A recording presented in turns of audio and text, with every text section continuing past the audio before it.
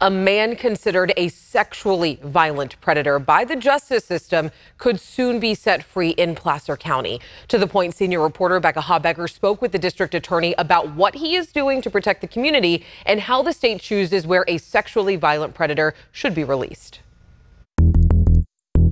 William Stephenson has a long criminal history dating back to 1985. It includes indecent exposure, sexual assault, and possession of child sexual abuse materials. The criminal justice system has deemed him a sexually violent predator. Stephenson is currently serving time in a state hospital, but ABC 10 has been following this story as a judge decided Stephenson is eligible for conditional release and that it should be in Placer County. Previously, Amador County was under consideration.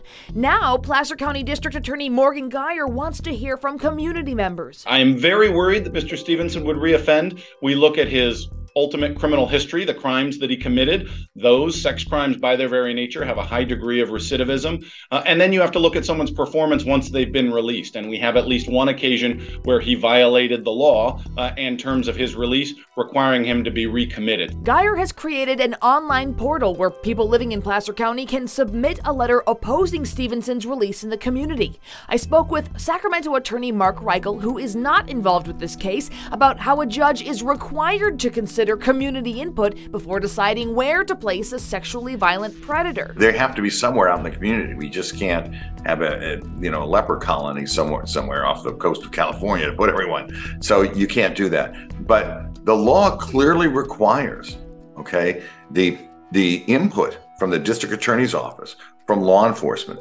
from the community, from victims as well, before a final answer is given on what we're going to do. He adds there are ways to keep track of such offenders. They can have an ankle monitor. They can have constant surveillance. I asked the DA how the state chooses where a sexually violent predator gets released. There's always a very careful process, or at least it's supposed to be careful, on the part of both the state and the courts to make sure that the area is suitable. And really what the calculation is what reduces his likelihood to reoffend should he be released. And certainly his ability to access services, supervision, all of those things, as well as what kind of community is he being placed into. That's why he's asking the community to weigh in. The location of Stephenson's placement will be addressed during a hearing on September 1st. Now, it's possible he is released that same day, less than a month from now.